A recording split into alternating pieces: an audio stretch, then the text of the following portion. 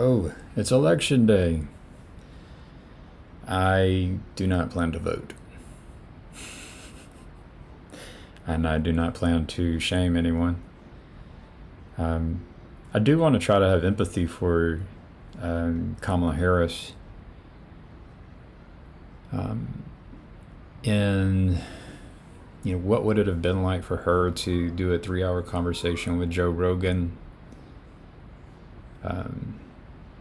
I imagine it could be intimidating. And maybe this is where the genders come into play. Like,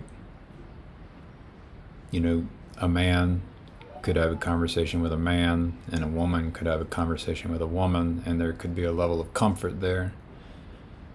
And so, yeah, I would just throw that out there, that I just peaked, and I've ignored politics for years, and I just I've peaked at Joe Rogan, because I had got a little frustrated in the last election that Donald Trump did not use this alternative media format in speaking with Joe Rogan,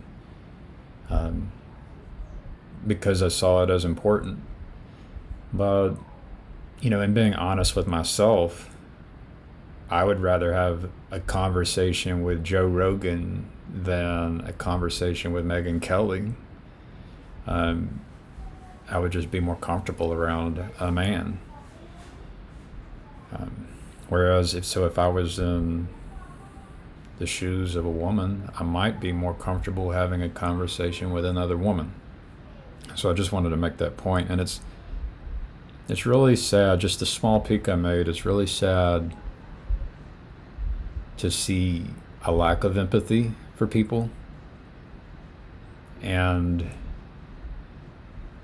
so much weight put on the election, as if one person is a savior and another person is like, one person will save and one person will destroy.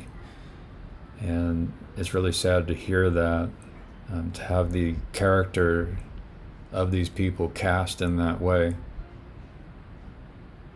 So yeah, if I was in their shoes, either one, I would not want to be cast as a savior, and I would not want to be cast as a destroyer. So, yeah, that's all my thoughts. That's just very simple and basic truths, which are way more important than getting out and voting for the President of the United States, in my opinion. But, I live within a certain area, and maybe if I lived within another state, maybe God would tell me to go out and vote, tell me who to go vote for. But I live in Alabama. I'm guessing this presidential election is decided, and I have no clue about who else is running. I've totally ignored all of it, and it's just because I've been giving my attention in a way which is intentional, such that I can try and care for people and love people.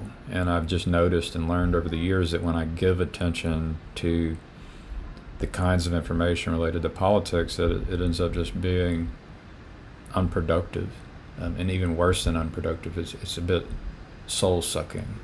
So that's my take. Presidential election 2024. No reason to be scared. No reason to be excited. What's the worst that can happen? Death. That's the worst that can happen, right? Painful death, maybe. And, if you're a believer,